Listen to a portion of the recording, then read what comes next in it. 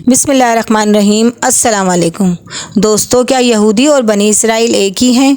बिल्कुल नहीं। ये एक बहुत बड़ी गलती है जो आज के ज़माने में हम सारे कर रहे हैं। आज से 4000 साल पहले हज़रत इब्राहीम अलैहिस्सलाम फ़लस्तीन में आबाद हुए और वहाँ हज़रत इब्राहीम अलैहिस्सलाम के 2 बेटे हुए, इसहाक और इस्माइल। हज़रत इस्माइल अलैहिस्सलाम अरब में आबाद हुए थे, ये बात तो हम सब जानते हैं, लेकिन हज़रत इसहाक अलैहिस्सलाम फ़लस्तीन में ही रहे, जहाँ उन्हें एक बेटा हुआ जिसका नाम याकूब था, जिसका दूसरा नाम इसराइल था। हज़रत याकूब अलैहिस्सलाम के 12 बेटे थे।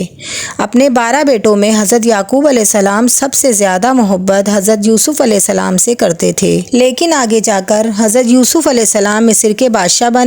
फ़लस्तीन में बहुत ज़्यादा कहर आने की वजह से हज़रत यूसुफ अलैहिस्सलाम ने अपने 12 भाइयों को वहाँ से निकालकर मिस्र में आबाद किया।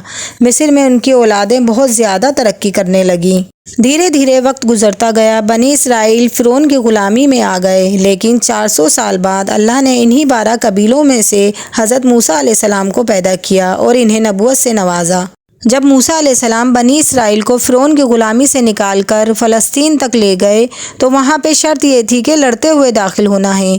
बनी इसराइल ने साफ मना कर दिया कि आप और आपका रब लड़े। अल्लाह ने बनी इसराइल को 40 सालों तक एक सहरा में भटकाए रखा, जहाँ हज़रत मूसा अलैहिस्सलाम पर तौरात नाजिल हुई, जिसमें अल्लाह ने वादा किया कि मैं इसहाक और इस्माइल की कौमों को अजीम कौमें बनाऊंगा। 40 सालों बाद जब बनी इसराइल में एक नई पीढ़ी की शुरुआत हुई तो वो फ़लस्तीन में आबाद हुए, जहाँ पे 10 कबीले एक तरफ और 2 कबीले एक तरफ रहने लगे। जो 2 कबीले एक तरफ थे वो यहूदा की औलादें थीं, जो आज तलक चली आ रही हैं।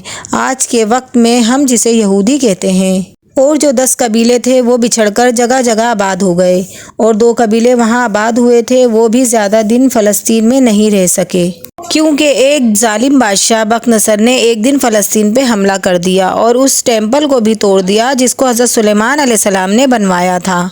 और इस टेम्पल की एक दीवार आज भी बाकी है, जिसे यहूदी बनाने की तैयारी में लगे हुए हैं।